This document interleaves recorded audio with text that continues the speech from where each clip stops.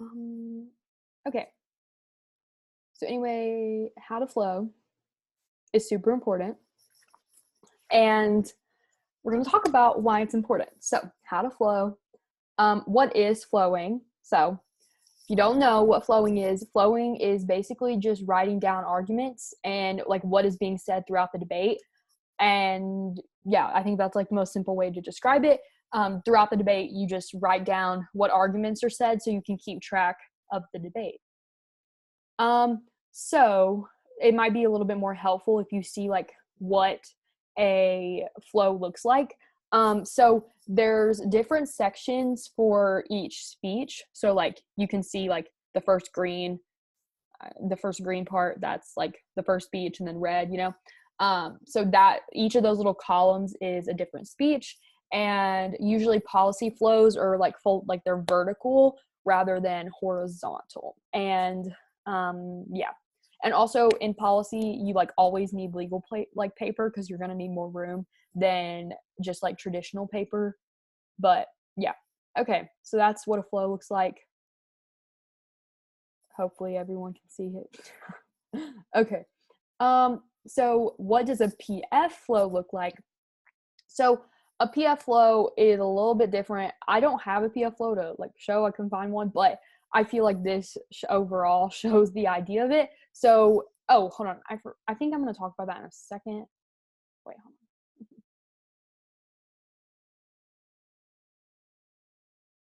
on. Okay, I get to that in a second. Okay, cool. So anyway, there's two pieces of paper in PF rather than like a million in policy, and then there's just different columns for each speech again. And usually it's horizontal, but you could do it vertical if you wanted to, but usually in PF it's just horizontal. Um yeah, because you are writing everything on like one column, and so it just makes more sense if it's like fatter than if it's longer for PF. And also the speeches are shorter. So that's what a PF flow looks like. And then what you're going to need to flow, you need flow paper, which it could just be like copy paper, like printer paper, or legal printer paper. That's what I would recommend you use because it's longer and then you're going to have more room. But also, just whatever you have is beneficial. So, yeah. And then flow pens.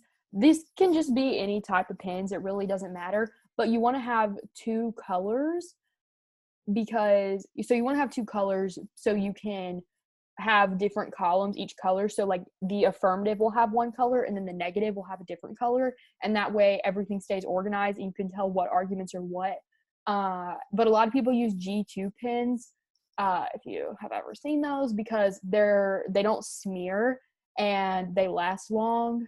So, and like the 0.7 specifically, because that way it's not too thick or too thin. So yes. So flow paper and pens, but it's really not that specific, or that's not that, like, you can do whatever. And then flowing in cross-sects. So in policy, the first thing is you need to have a paper per affirmative advantage. So this is like what people tell you to do. I personally, and I think Trey, we just have one piece of paper for the affirmative. But if you have like super thick advantages, like you're reading a bunch of cards on both advantages, then I would recommend you have two pieces of paper. So like or just a piece of paper per advantage. But I personally don't do that, but you should. And then off case, you want to have a piece of paper for each off case argument that the negative presents. So if they're reading 7 off, you should have 7 pieces of paper for each off case. Yeah. And this way it stays organized. If you try to flow on one piece of paper with all the policy arguments, it's not going to work. It's going to be like too much. It's going to be too messy. You're not flowing properly. There's no way that you could write every single argument on one piece of paper in policy. So you definitely need to have multiple pieces of paper and 8 columns. So most people don't fold it into like 8 vertical columns, but I do because I like it to be organized. Like I feel like the folding of the paper makes it where it's not like I'm not going to write over things, and it just gives me a lot of anxiety if they're not like pre-cut or whatever. So I know, but like Trey doesn't do that, and I like think he's crazy. Like I don't know how he just writes in the columns. But anyway, So 8 columns, most people don't fold it, but I do. And then you want to have AF be one color and negative be one color.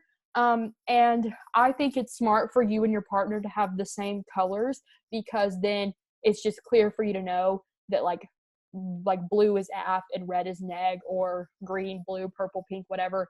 I think it's clear. It's clearer if both of your partners are on the same page.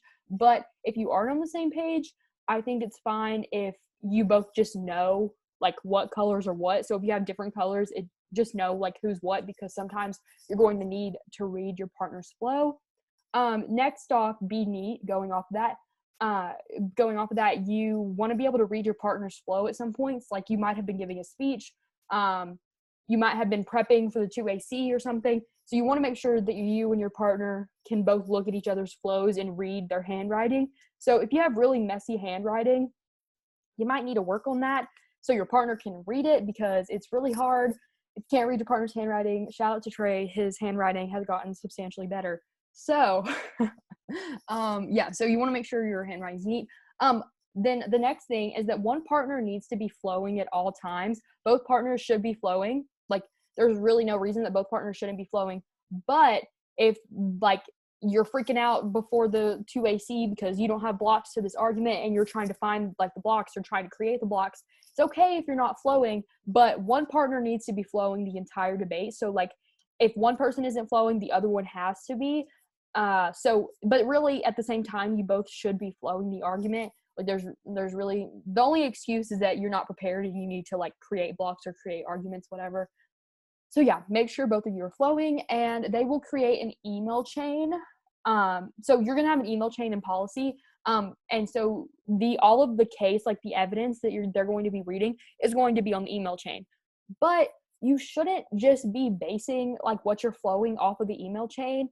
That is a really bad sign of like a debater. Like, and also if you're just starting off, you want to get away from that, because if you've like been doing that like previously, you want to try to change that and not be flowing just based off of the email chain, because if you're doing literally any other type of debate, there's not going to be an email chain. And also it slows you down substantially if you're looking off of the email chain than if you're actually listening to them.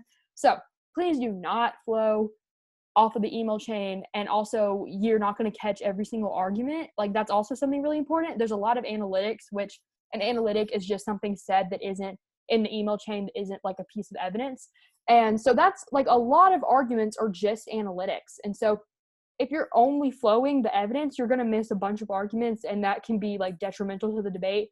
Like if you're only flowing the evidence, you can kind of automatically lose, because if you don't get certain arguments or perms or whatever, because like a perm is an analytic, it's going to be really bad for you. So anyway, please don't flow off the email chain. It's a bad sign. Don't do that.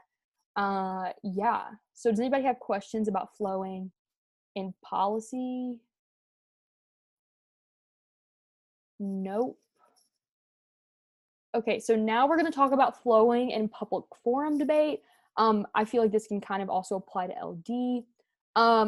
Kind of. So first off, you're going to have two flows. You're going to have a piece of paper for the affirmative and a piece of paper for the negative. And I would recommend you fold it horizontally again, because the speeches are shorter and the arguments are like fatter, if that makes sense. So it just makes sense if the paper is folded in fatter flows, or not folded. You can just organize that way. And then you want to have 4 speeches per pro and con. So you're going to have, there's 4 speeches for the AF and the neg. And then also people usually have an extra, like an extra or 2. I think most people like fold it, most people fold it into 6 different columns. So anyway, you want to have at least 4.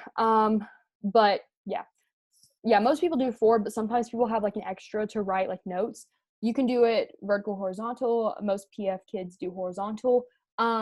You should pre-flow your case.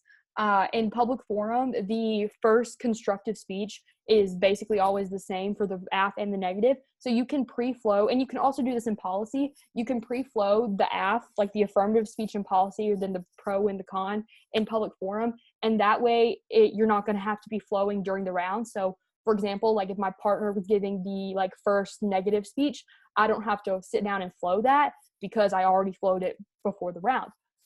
So yeah, PF speaking is shorter, so it's easier to flow, but there is no email chain. So again, you have to like be an active listener and be able to listen to everything they're saying. It's not that hard because they're talking pretty slow. Like they would be speaking like PF speaking is shorter, so it's easier. I feel like that's pretty easy to flow. But in policy, when they're spreading, it can be complicated to understand. So that's why there is an email chain. But in public forum, you should just be able to listen. And yeah, they will most likely not send the case unless you ask for a specific card. So on online tournaments, I've been noticing in public forum that they'll be like, yo, can you send me the like Jackson evidence? And then they'll just send that one piece of card because it's hard because usually what you would do in person is in the public forum case, they would like hand you or show you on their computer that piece of evidence so you could read it or see like the card itself. But obviously online you can't do that, and so they would just email it to you. But yeah, so that's the basics of public forum flowing. Again, you have two colors, like two pin colors. Yeah, I think that's about it. There's an app and an egg page. Hold on, I think. So why is flowing important? In a minute, I'm gonna talk about like how to be better at flowing, I think. Okay, so why is flowing important? I feel like most people don't realize why flowing is important until like a little bit after their novice year. And so it's really important that you understand the importance of flowing because you cannot like keep track of arguments or your answer to arguments unless you're writing them down. Like there's no way you're going to memorize everything the negative just said in their little speech. You're never going to be able to do that, especially in policy. You're not going to remember everything. And that means if you're not flowing, you're going to drop arguments, and a dropped argument is like a win, like you win the argument if it's dropped. And so you need to be responding to everything they say. Also, clearly in public forum, you should always be flowing. So you should always be flowing to be able to not drop any arguments, and that means one of you needs to be flowing at all times. Your rebuttals and final focuses are what you're winning. So a final focus is the last speech in public forum, if you weren't aware. So your rebuttals and final focuses are like what you're winning. It's like the key points in the debate that whatever side you're on is winning. And if you aren't flowing, there's no way you're going to know what arguments you're winning. Like you're just going to be like, well, I hope we won. Like they're like, if people that like, if you don't know if you won the round or not after the debate ends, it's probably because you weren't flowing. So you need to be able to flow to be able to give your rebuttal. If you're not flowing well, you're not going to have a good rebuttal. And that's why flowing is so important. In policy, you aren't flowing. If you aren't flowing, you like definitely will lose every single round because you're not going to respond to all the arguments. People are talking so fast and there's just so much evidence in policy that it's really important that you're flowing. And then in public forum, you should see how your judge is flowing. So this is also something that's going to be hard to do virtually because obviously you cannot see if your judge is like physically flowing on paper or are they typing on their computer, like what are they doing? And so this is why PF is kind of like, it's just like, it's a game. PF is like generally a game because you never know like what the judge perspective is or what's going on. So in PF, you need to be able to somehow figure out how your judge is flowing.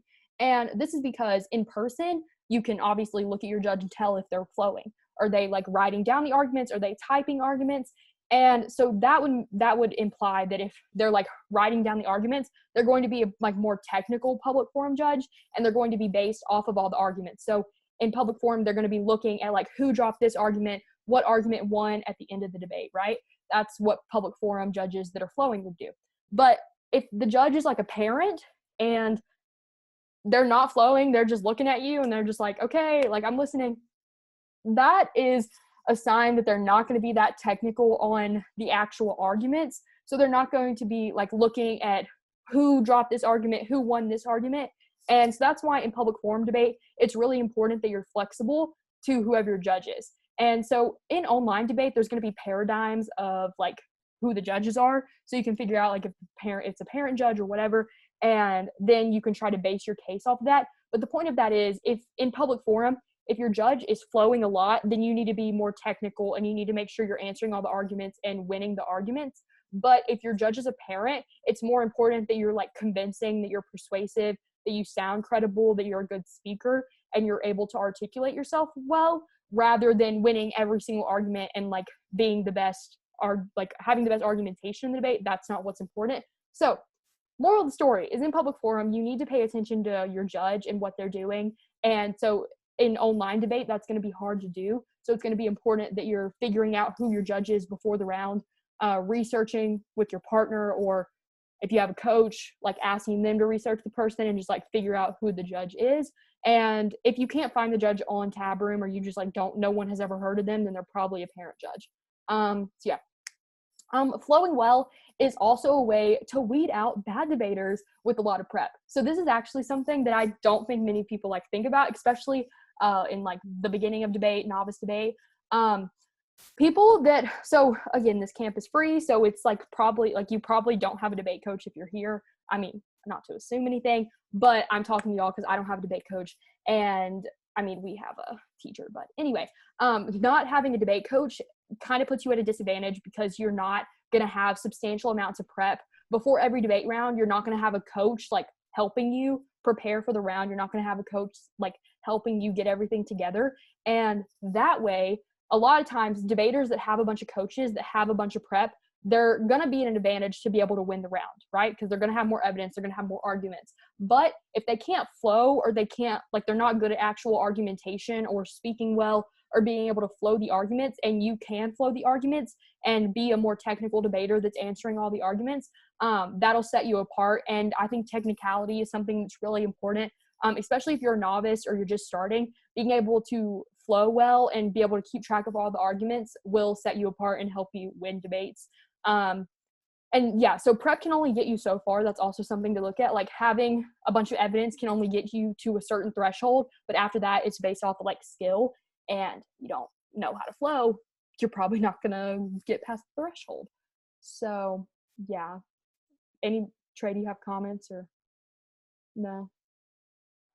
Wait, I wanted to add how to get better at flowing. So flowing is something that I think most people say it just comes with practice. Like the more that you're like, the more rounds you're in, the better you're going to be. But if you've never done a debate round before, right now you can like practice flowing, and you might be like, that's kind of dumb. Like, you want me to watch a YouTube video and like practice writing, but it actually does help. The more that you practice like listening to debaters speak, listening to different arguments, the better you'll be able to flow and keep track of arguments. So if you're just now starting, or you want to be better at flowing, the best thing you can do is just watch YouTube videos. You can like you can Google basically any type of YouTube, like whatever event you're doing. If it's LD, PF, like policy, you can just type in like policy debate, the TOC 2020, and just pick a video. Like I would watch like finals or semifinals because they're better, and like quarterfinals, like just an out round, and flow that and practice, and then that's like the better that you'll be. I should have stopped this. Hold on.